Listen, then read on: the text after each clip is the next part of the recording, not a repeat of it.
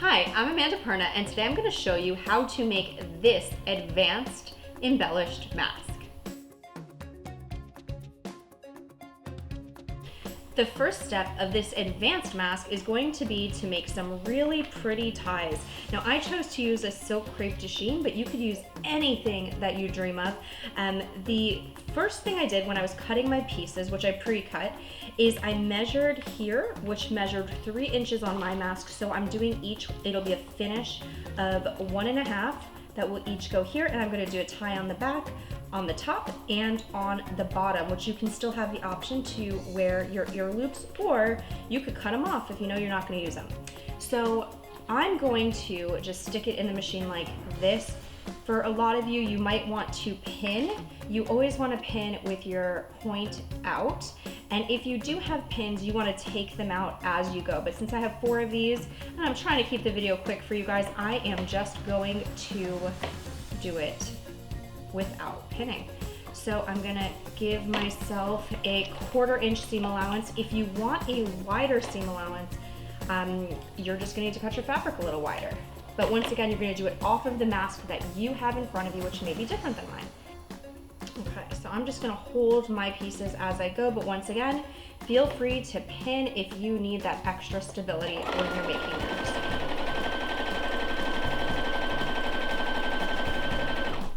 So I just like to shift as I go and just do a little bit at a time. And one hand guide. So I am going to turn mine inside out at the end, so that way all of this mess is inside. A lot of people ask about stitch length. I like to do a 2.5 or a 3, but obviously you can feel free to do wider if you want wider, if you're more comfortable with a more basting stitch, but I like it a little tighter. So we're gonna do this for all 4 of these. Okay, so I want a little point at the edge of mine. So what I do at the end is I take both edges and I cut them together, so that way you get a more similar cut. Now you could pin this if you need to pin this. I like to start with the shorter edge along my stitch line and the pointier edge here. And now what we're gonna also do is we are going to now flip this inside out. When it's thinner, it takes a little minute to just pull it, but you could use scissors or something if you need to stick it through, so I'll show you how to do that. You can just use your scissors and kind of point through here. You don't want to poke too hard because then you could tear a hole if you have a fragile fabric like I do. But I like to just pull it with my fingers, and you could just kind of shove it through there and then pull it out on the other side. Okay, and we have one finished. Now, if you want it to be super crispy and gorgeous, you can take an iron at this point and you can press your seams down. I'm gonna save you the trouble from having to watch that, so I'm going to just go ahead and pin it on here. So what we're gonna do, because if you notice, it's a little wider than this, so we wanna make sure we figure out what's our 1/2 inch point, which is gonna be right about here. I'm gonna stick a pin, point side out, and this is our center of the mask. So we're gonna want both ties to meet in the center. So what I'm gonna do first is I'm going to pin the top here. We're gonna do it right in the seam allowance. We're gonna pin it this way, so that way when you tie it, it goes cleanly to the other side. So we're gonna do one, because you want it clean on the top, so we're gonna pin it right here. And then we want the last part to go right up but against this pin here. So I'm gonna pin this here, right in the center. So they can both meet right here. So now you'll notice you have this excess fabric. So what do you do with that? Well, we're gonna follow the design of the mask, and we're just gonna add a little tiny pleat right in here to get rid of all of that extra fabric that we don't need. Okay. That is one done. So now what I'm gonna do is I am going to make a nice little edge in here.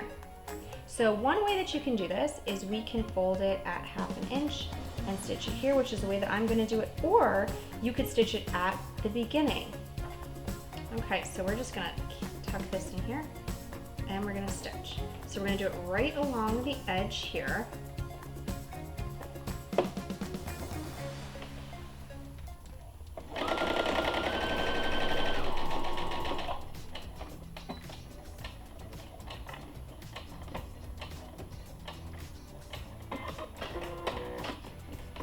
Okay, and we're gonna trim the little string off. And now you have a nice, pretty finished edge. And we're just gonna move this to the side while we do the rest of our pieces. Okay, so now we have 2 pieces that are gonna go on the same side. So once again, now we're gonna start from the bottom. And I like to do the seams towards the bottom, but you could obviously do it the other way if you'd like as well. So we're gonna do this right against the edge on 2 sides here. And we're gonna put a pin. And then we're going to do the second one here, right along that pin so it meets its friend. And we're gonna stick this here. So now we have that excess once again. So we're just gonna make a little pleat in here. And we're gonna pin her down.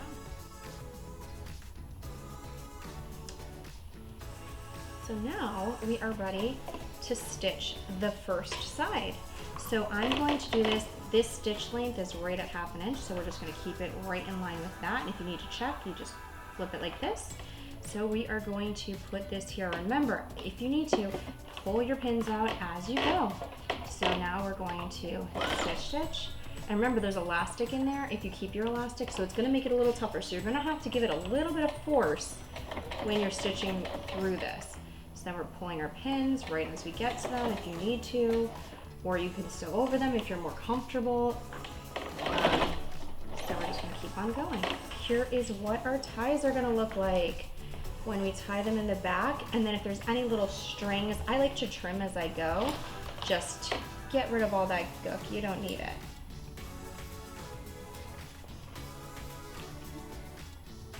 Trim down, and one more. Look how pretty, and especially once it's open and on, gorgeous. Okay, so now what we're going to do is the other side. And here we have our first step done. Look how pretty these ties are. And once again, we are gonna go in and we're gonna press them at the end. You could do it now if you want to, but I like to do all of those little finishing details towards the end. What we're gonna do now, we're gonna put this over a bowl. I found that this is the easiest way to keep your pleats open, because remember, when it's on your face, the pleats are gonna be open.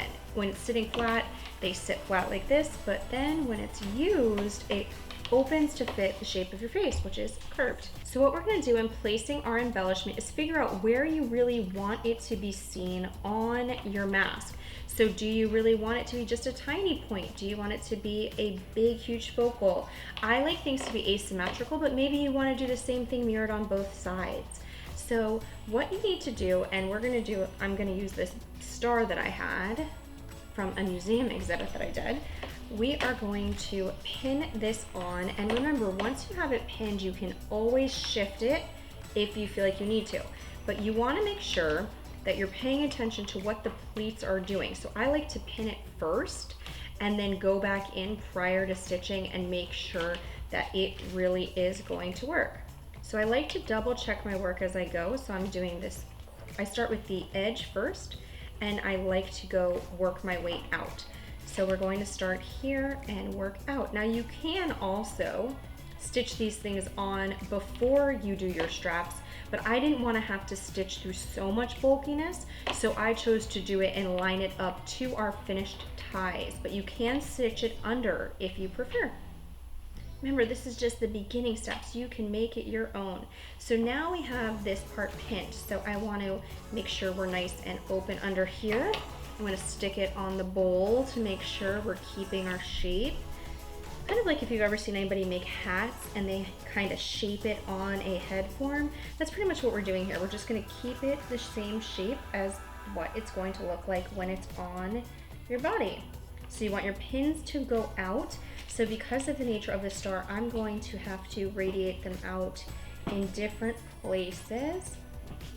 And for this particular embellishment, I could choose to hand stitch it, or I can machine stitch it. I'm gonna machine stitch it, but this is the kind of thing, if you just love to hand sew, this is a great place to do that. And you could cut any kind of piece of lace or any other fabric, or hand sew on some kind of embellishment, like a patch even could be cute. But for this, I wanted to use this beautiful star piece of fabric. You do also want to make sure whatever you're using, you can play with the piece and shape it, because remember, this is a curve, so it's not going to be two-dimensional, it's going to be three-dimensional.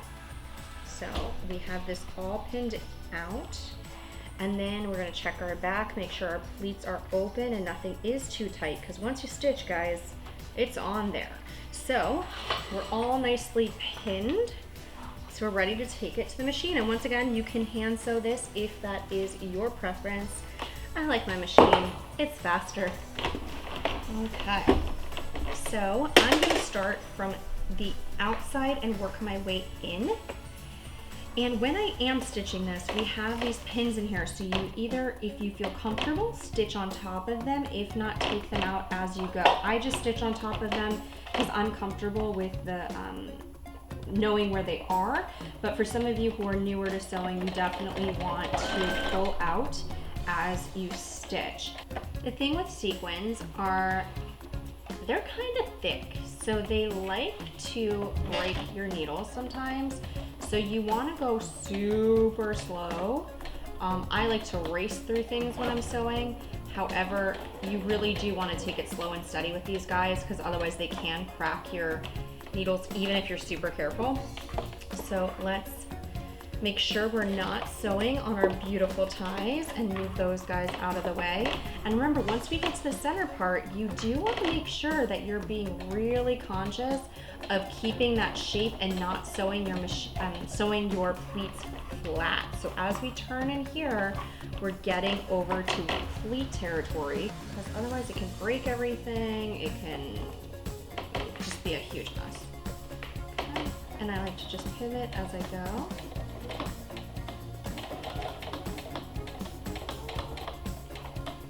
And make sure if you're getting near a pin, especially when you have sequin in here, you want to take them out if you can.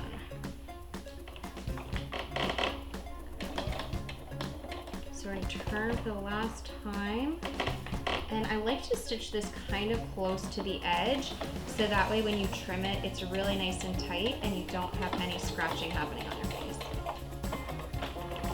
Okay, so now you can see it's all stitched on, but we have a little bit of extra hanging off the sides. So I like to flip it, and you can see the star shape where we stitched around. So we're going to just flip off any of these crazy threads. Be careful not to cut through anything that you want there. Okay, and now we're going to cut here and here.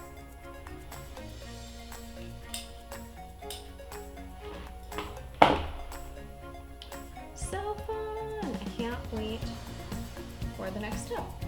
So the last step that I'm going to do on this mask is, well, besides pressing our edges, is I'm going to hand sew some of these beautiful rhinestones on. I'm going to take my thread out of the machine and use the same color to keep it consistent, but maybe you want to do a contrast color to give it a little extra something. I like to double it and then knot it, which this is like an age-old question of how do you like to thread your needle, because some people like one string. I really do prefer two, because I think it gives you double the stability in one shot. So I have a bunch of crystals here that have holes in them, so you can sew right through them. You want to always check and double check that your needle is thin enough to go through, and mine is, so we're good to go. And now you can do the same thing like we said before, where you can have all kinds of different fun things. I just want to fill these stars in a little, just to give it a little something extra, because I think it makes it super fun and special. So I'm just going to take some fun crystals that I have here. I want a combination of matching and contrasting. So I'm going to cut those little guys, maybe one of these big purple ones would be fun. So the first thing I like to do is grab a piece of the fabric, and I like to actually stitch in an X pattern when I do this. I think it just gives it a little bit more stability. So then I grab another piece kind of underneath of where the hole is, so that way all of the stitches are kind of hidden. And I'm gonna come back out.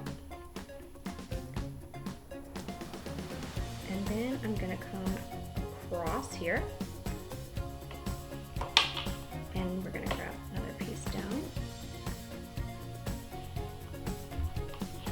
Up and through, and then back as an X. And come out the bottom side. Sometimes you just have to feel around for it, see where it is. And you want to always make sure you're pulling tight as you go, so that way it is grabbing it. And then we're going to come out here, and we're going to grab a little piece, and we're going to come back up.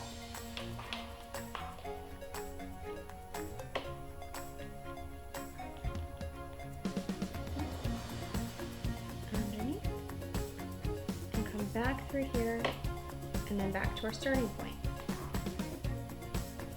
So I like to always give them a little pull and make sure it's tight. If it does feel tight enough, then I tie it off. Otherwise, I just keep going through the same process again. So now we're gonna just grab another one down here, back where we started.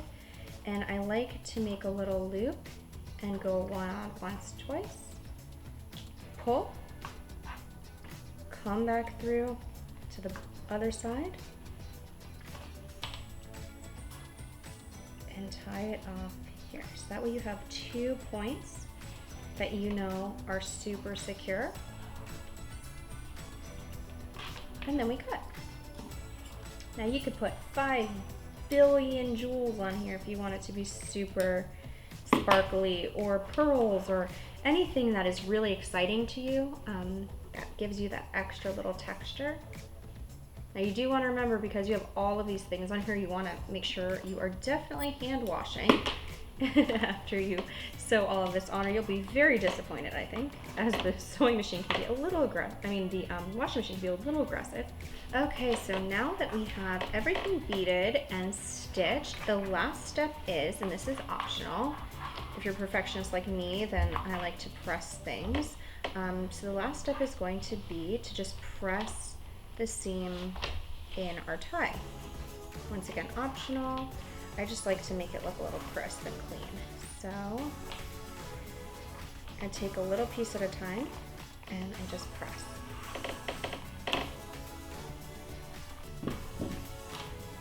One thing you can do is you can press it open and then press it flat, but I'm just gonna do like a nice little quick flat press here to get our seam nice and crisp. So here we have our advanced embellished mask. We have sequins and rhinestones and beautiful ties. And remember, make it your own, personalize it, and put your own special spin on it. I'm Amanda Perna. Thanks for watching.